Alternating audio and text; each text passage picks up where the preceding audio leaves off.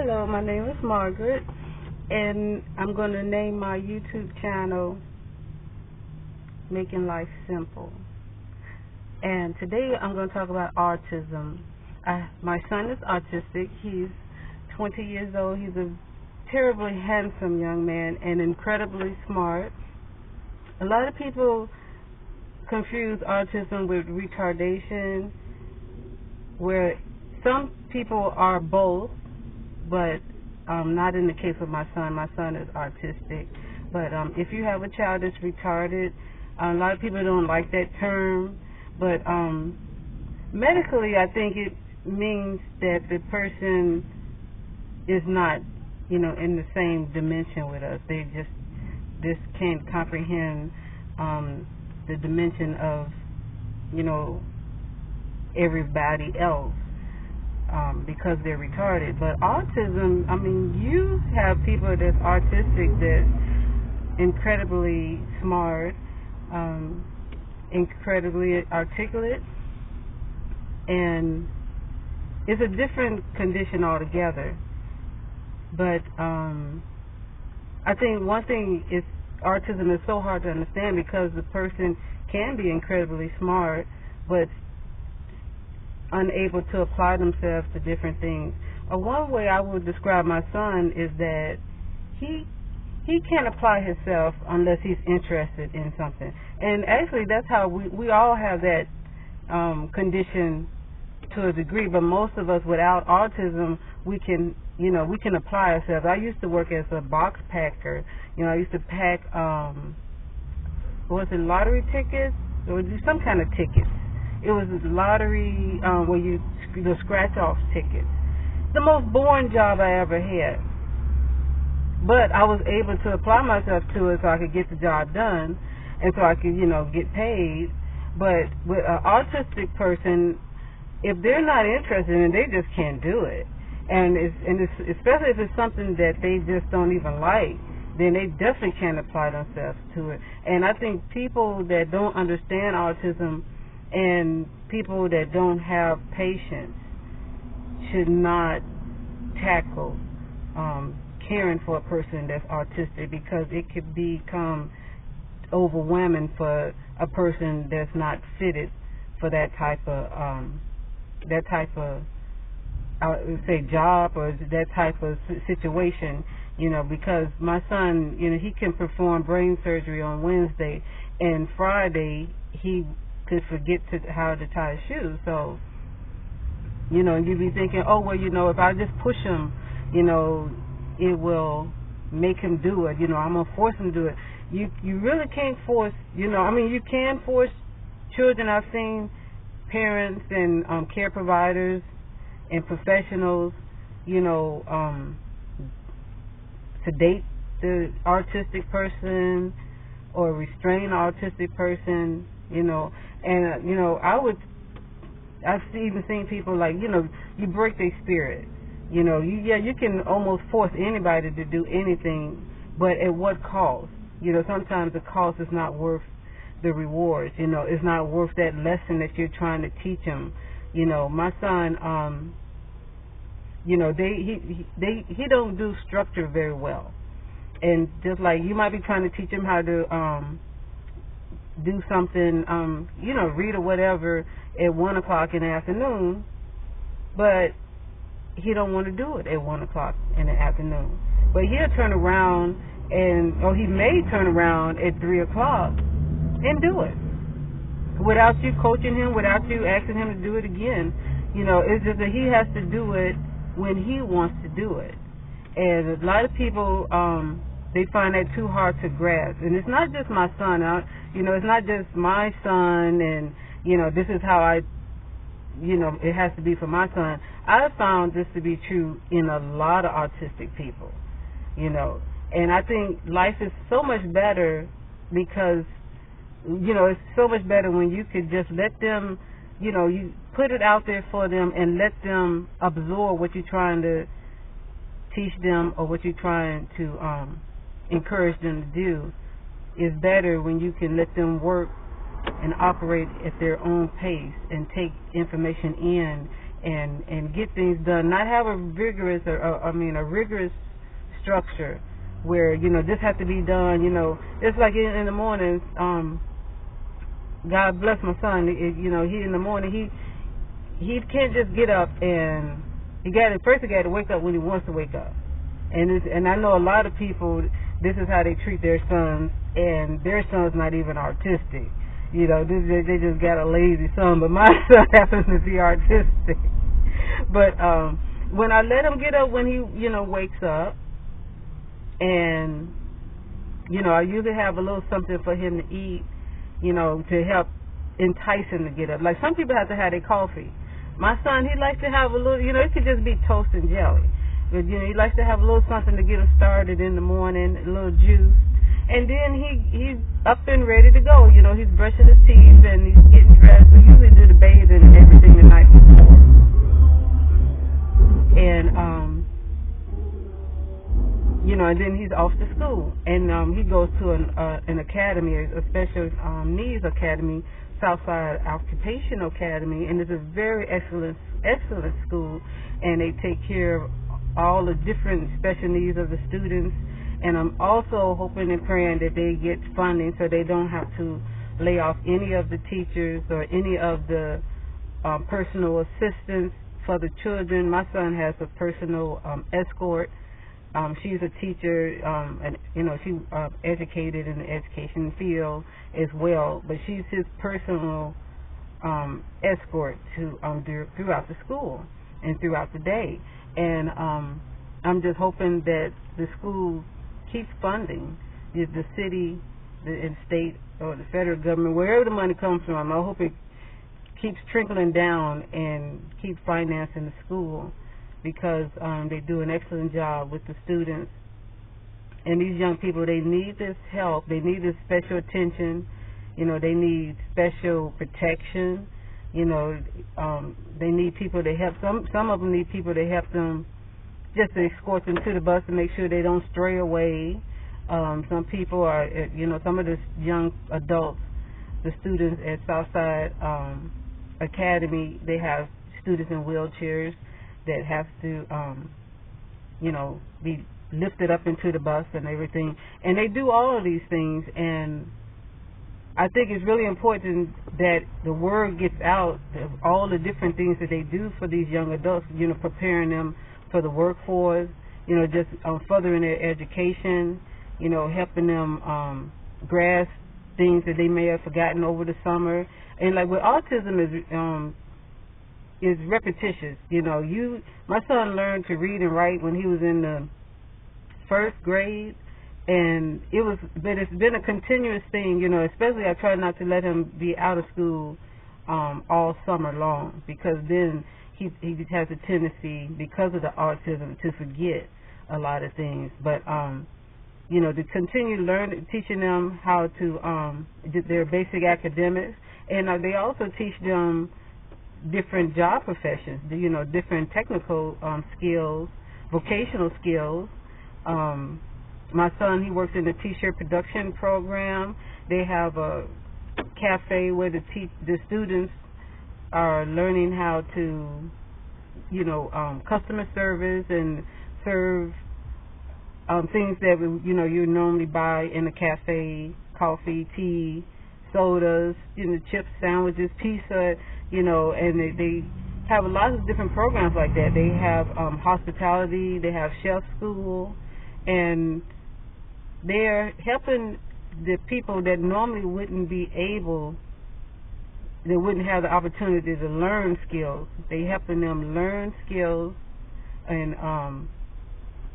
they also have job programs where they helping them, where they can ease into a job situation, with the assistance, under the protection of the staff at the school, one of the staff members, and to eventually maybe they can go and earn money and be as independent as possible. And not just independence. The job situation is not just for financial gain, which that is necessary. In most cases that's necessary. But and it's very nice whether it's necessary or not.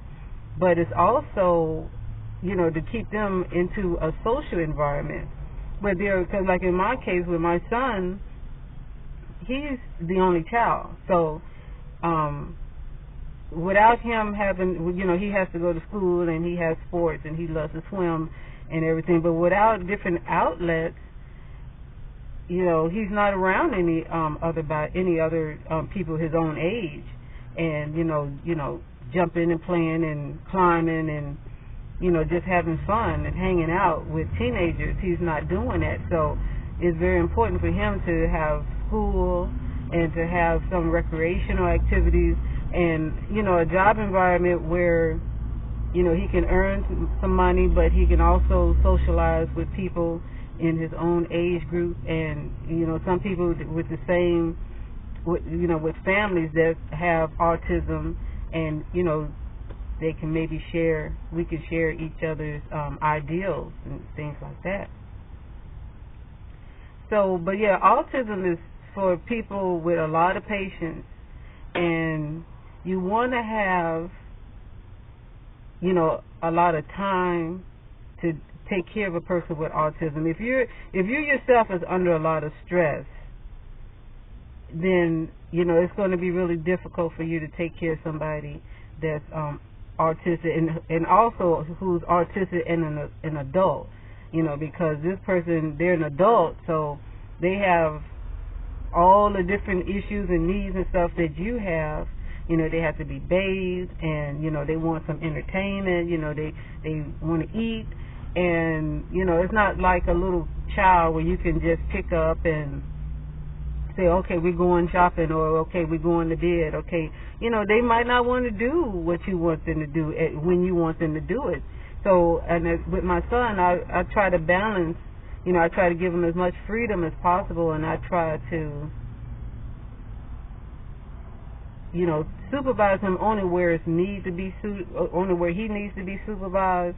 And, as long as he's not doing anything to hurt himself, I try to let him do his own thing, and have fun and, wear yourself out and, until you, get tired at the end of the day, and then you go to sleep.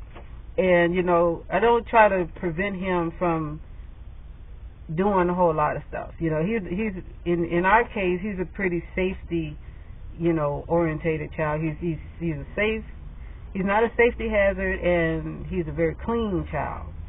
And so we've been blessed, in that way. We don't have a lot of safety issues, and he loves taking a bath, and he loves taking showers, but he really loves bubble baths.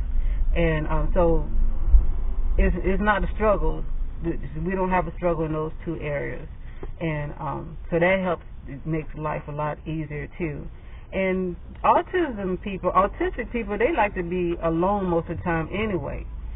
So by him being the only child, it really works for us. We just hang out together, and when we get tired of each other, we just go in other parts of the house. And so it really works out. And let me see. I was going to we talked about the bathing. But yeah, and the dressing, you want to make life as easy for you as you can, so I try to keep everything organized, keep his clothes organized, so he can, just grab what he needs. What he needs is always clean and hanging up or folded away, his T-shirts and everything. And so he just has to grab it, he just go, when he needs clean T-shirts and everything, he just go get it. It's right there. And being organized helps you a lot. And like I say, one thing I wanted to mention, you can be your own care provider to your child in most cases. If you don't have a drug history or a criminal history or negative, against you, in most cases, you could be your own child's care provider. And that means a lot, because I've talked to a lot of people. They didn't even know that they could be the care provider to their child. And some people have good paying jobs, and I understand that. if you got a good paying job, you might not want to quit your job and care for your child. But here in Chicago, you might want to consider it. The pay is not that bad. The pay is pretty decent, and it depends on how many hours they're going to give you, and that depends on the needs of your child. How much service that how much you have to assist the child, and I say child, but I really mean because at that point in time your child becomes a client, and your child might not be a child, might be actually a young adult, but it depends on how much service they need, and will help determine how many hours they would pay you for to care for your own child. And I think that's really something to be considered, unless you're really, really, really making a lot of money, or if they just really going to only accommodate you for, a very small amount of hours. But if they're going to give you a decent amount of hours, and you're not really making a lot of money, it might be beneficial to your family that you stop working, quit your job or whatever, and just focus on caring for your autistic young adult or your autistic child. It might be beneficial for you to do that, because then you don't have the stress of the job. You don't have the stress of leaving the house every day and trying to hold down a job outside of the house. You'll be at home in taking care of your children, or particularly the autistic one, if you only have one, like in my case, and and when they're at school, before, and see, that's another thing. That's another thing I want to talk about: the housewife. I know society has beaten the housewife almost out of existence, but when the child is gone to school, when the children are gone to school, how do you think the children got ready for school? The mother or the housewife or the care provider, they were, got the child up, dressed, bathed, fed, homework done, book bag, everything. It's so much. I do so much before 9 o'clock. I remember this commercial. I think it was an Army commercial where they said, we do more before 9 o'clock than most people do all day long. That is also very true for most housewives, especially, if you have more than one child, or if you have one child with special needs. So, I mentioned that, I said that to say, even though your child may be going off to school, but somebody has to get that child ready for school. He can't go to school unclean. He can't go to school hungry or thirsty. And then when he gets out of school, he might need help with his homework. And my son, he don't bring a lot of homework home now because he's attending a vocational school. So they're preparing him for the workforce, but there's always papers to be read. There's always things going on at his school that I have to stay on top of, and things that benefit him, and so I'm just saying that they've taken a lot of the credit and the prestige away from the housewife and mom, the at-home mom. Now it's first it was just mom. Now it's at-home mom or whatever. But children can't raise themselves. That's the problem with society right now, is that children are raising themselves any old kind of way. We got the television raising the children, and that's why the outcome is just totally disastrous, and it's affecting the children a great deal, but it's also affecting society in general. And so they want to beat the woman down to the ground, but then when the children go astray and they end up in jail, or they end up in hospital, or they end up in the funeral home, They don't want, nobody wants to admit that, well, maybe if we let the women take care of the children, stay home and take care of the children, if everybody basically, so for this to happen, of course, everybody has to be doing what they're supposed to be doing. Stop all these casual relationships where, you're having children by people that you don't hardly know, and take care of the children. As far as the men go, yes, you need to take care of the children once you make them. You need to take care of your children. You need to support the woman that's caring for the children. The mother of the children needs to eat. She needs shelter. And it's like the men, they try to take, some of the men, they try to take care of the kids, but they try to make the mom starve to death, because this is the type of mentality that a lot of people have been deduced to. It's ridiculous. So we need a society where we need to appreciate what everybody's doing when they're doing what they're supposed to be doing, because a lot of people, you like to take the housewife for granted, but a lot of people don't understand everything that it takes to raise a child, a decent mom, what it takes to raise a child, and to make sure that child is clean and fed and is learning, getting everything he needs. Every child is not autistic, of course, but every child needs somebody to make sure that they're getting what they need. And we live in a very selfish society, and we live in a society where we don't appreciate each other, and then the men don't appreciate what the women doing, and so they're just not doing what they're supposed to be doing. They say, oh, well, you don't need, we had a baby together, but you don't need child support. That's the type of insanity that society has been deduced to. So women, take care of your children, but if you have children with special needs and you work outside the house, it may be beneficial to you to sign up to be a care provider to your own children. So if you already have a child in a system that receives personal assistance, care provider services, then you probably already know about, where to go to be your own child care provider to your own child. But that would be DOORS here in Chicago. That department is called DOORS, the Department of Rehabilitation. And you call them, and they will direct you to exactly which branch that you need to go to in your area. And let's see. Oh well, I think that'll be all for now. Talk to you later.